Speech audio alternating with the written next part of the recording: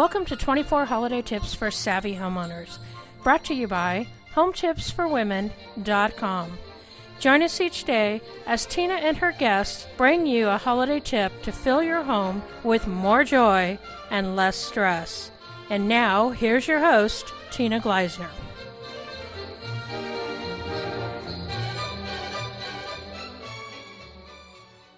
Hi, everyone, and welcome to today's holiday tip. We are excited to be sharing these tips with you because we know as women that we tend to commit to maybe a few too many things over the holidays that can have to do with time or money. And so we decided it would be great to share a few holiday tips with you to help you enjoy the holidays more. Tips that are going to help you do a little less and enjoy what you do a lot more. And I like to remind people that planning is a big part of that. And if you plan out your holiday activities, you can focus on the 4 Ds ahead of time. One being to delegate some of the activities on your list. Another is to do things together so that you're visiting with a friend when you're going shopping or baking cookies.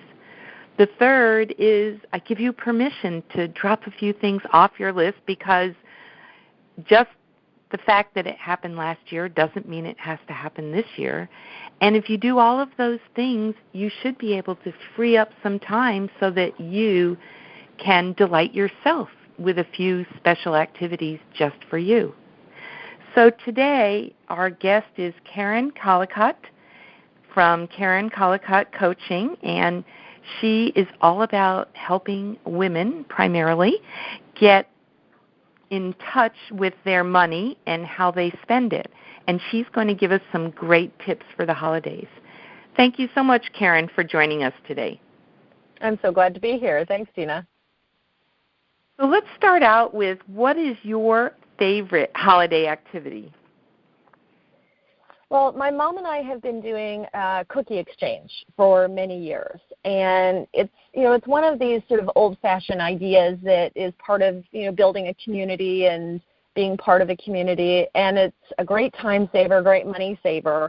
And so what we do is we get together with a number of our friends. We all make several batches of one type of cookie, and everyone comes, and we have a nice tea and a visit, and by the end of the time that we're together, everyone has dozens of different other cookies from all the other ladies who have made other things. And so you do all of your holiday baking in one shot. And you get things that you would never make on your own. And I love that you're actually accomplishing the baking, but you're also visiting with friends, which is perfect. Yes, I love your Ds, your do together. So you get to be social, you get to do your baking, and you don't have to bake 17 different kinds of cookies, which is excellent in my world. Exactly. So let's go on to the tips that you have to share with us about really helping people plan out their holiday and what it is they're going to do, because I think you dive into that in more detail. So the first one is you've got to make a list. And I know everyone, plans to make a list or does work from a list, but making the list isn't where you want to stop. So when you're making your list, the first tip is to make a list of everybody that you want to buy for and all of the extras. So because we do usually do the gift list, and we forget that there's extra costs for baking, booze, the tree, the decorations, if you're having a party, all of those things. So put all of that in a list and make an estimate of how much you're going to spend for each item. So that's where you want to start and add it up so you've got a sense of where you're at.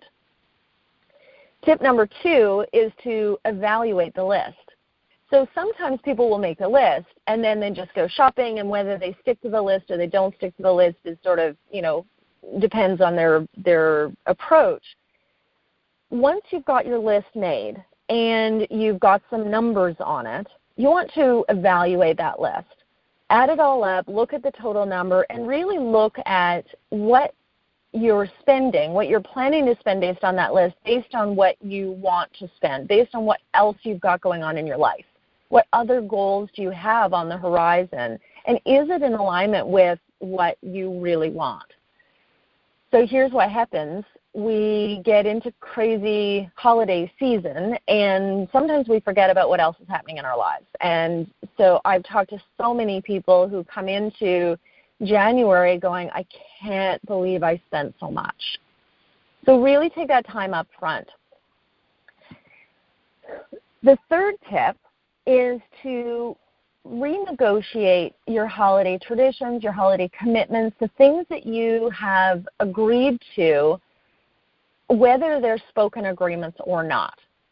So there's, sometimes there's spoken agreements about how things are, but many of our traditions and our commitments around the holidays are unspoken agreements.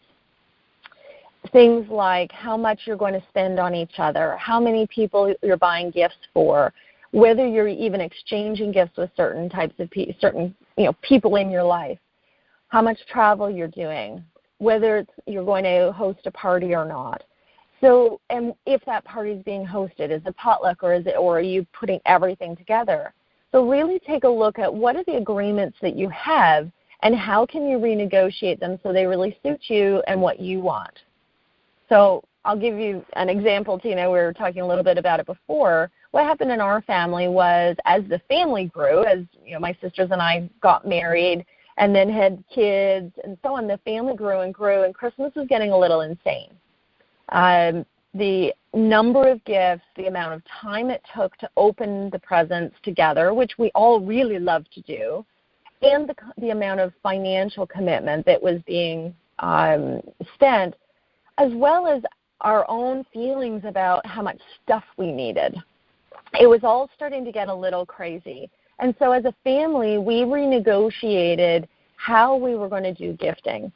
And what we moved to, instead of everybody getting a smaller and smaller gift because we were trying to spread our dollars out, we decided that all of the adults would be we didn't pick names because my mom likes to organize. So my mom assigns people so that you know who you are, who you're buying for, and it changes up each year. And so each adult buys for one other adult, and we buy a $100 gift, right? Something a little bit more substantial. And then we buy for all the little kids. So it's cut down on the number of presents. It's cut down on the time, money, and energy required to make those purchases. And the gifts that we purchase, we have a lot more flexibility because we have a bigger budget for the person that we're buying for. And so it allows us to do something that's more special or more unique to that person. So that renegotiation really shifted the way we were all feeling about the holidays around time, money, and energy. And it was really effective. I've seen it work really well with a number of different clients and friends as they've started to renegotiate agreements of how things are supposed to be. I like that you mentioned energy because that's part of making sure that we have the time and energy to enjoy ourselves through the holidays. It's true. And when we look at really what are our three main currencies, I talk a lot about money, and money is only one of the main currencies that we use. Time, money, and energy are the three main currencies. And we want to look at, I love what you're doing because you're really looking at what are the places where you're feeling tapped and how can you support yourself through the holidays. It's really great. And did you have another example about renegotiating travel as well? Yeah. So one of the things that is a real challenge for a lot of people is the amount of travel. So one of my clients was feeling really stressed about the amount of travel they were doing. They were traveling every year to the in-laws and the grandparents to visit everybody, and so they felt like they were spending all of their time in the car. They never had a holiday at home, and it was really getting too crazy. And they wanted to have some time to just enjoy in their own space and not to feel like they're going and going and going. So they actually went, again, to their families and renegotiated really how they were going to do it. And what they said was, listen, we're going to stay home every other year. And on the alternate years, we will come and see you guys. When we are home, we would love to have anybody come and join us. So if the grandparents want to come and spend the holidays with us, great. We'll make it work. We'll pile in. Everybody will have a great time. And it allowed them to be in their own space and then still go and see their families on the other years. It brought down the stress substantially. It made new traditions because, part of it was that they were very sort of stuck in the traditions that they had been doing. And by shifting that, it created new traditions, and it allowed the kids to develop their own traditions in their house, which they hadn't up until that point. And it really changed the way the family was interacting around the holidays. There's lots of places where you can take a look at what are the agreements that you have. What are the things that you have sort of in an unspoken way agreed to that maybe aren't serving you anymore. And if they're not serving you, there's a really good chance that they're not serving the other people as well, particularly around gifting and the amount of money being spent. I think you made a really good point about you've got to be home and have the luxury of creating new traditions as well as following your family traditions.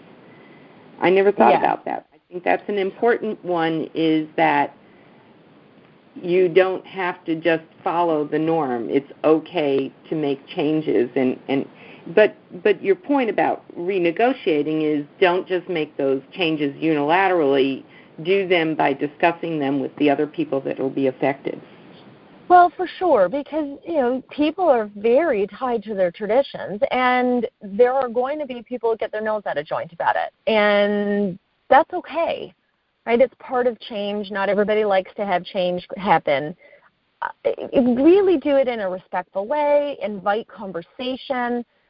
These conversations in my family usually take place at Thanksgiving, because everyone's together and it's before Christmas. And so sometimes, that's where the conversation happens and where we, sort of say, well, how are we doing Christmas this year? And do we want to make any changes? And of course, over the years, we've made a number of changes from, putting limits on the amount that we were spending to one year it was great. This is actually a really fun one. One year the deal was that it was when we were still gifting to everyone, the gift had to be either under $35. Now, this was a while ago, so maybe under $50 now. It was probably about that amount. Under $50, homemade, or a really good regift. And it was a ton of fun. I got a Lazy Boy chair. I was in my 20s. It was perfect. I was thrilled. And I would never have gotten that gift had we not renegotiated the agreements. Uh-huh. And somebody put out there that it was okay to re-gift because we all have things that we aren't ever going to use, so why not re-gift? Well, exactly. So, and there's lots of places where you can re-gift that are really awesome. My sister's in a book club, and so often, once she's read through a series of books, she'll take the 12 books from the year, divide them in 3, and each of my sister and I and my mom each get a stack of books for our birthdays. Like, if she was buying it new, I would get 1 book, but instead I got 4. Right. Oh, how perfect. That's a good regift in my world.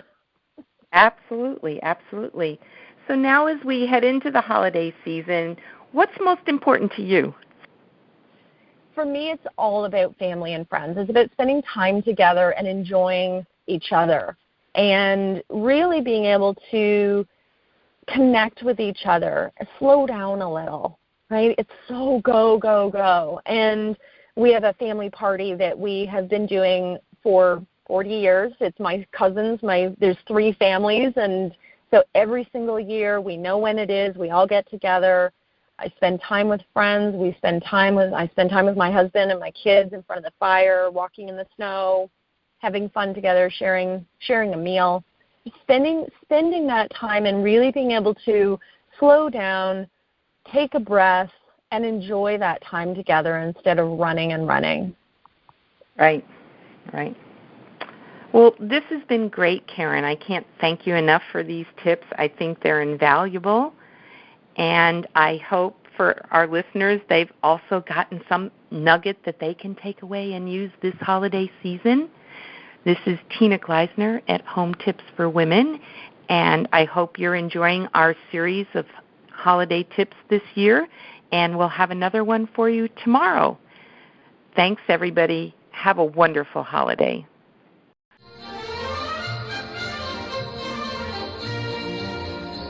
Thank you for joining us today, and we invite you back tomorrow for another Savvy Holiday Tip. Be sure to grab your free gift at SavvyHolidayTips.com. That's SavvyHolidayTips.com.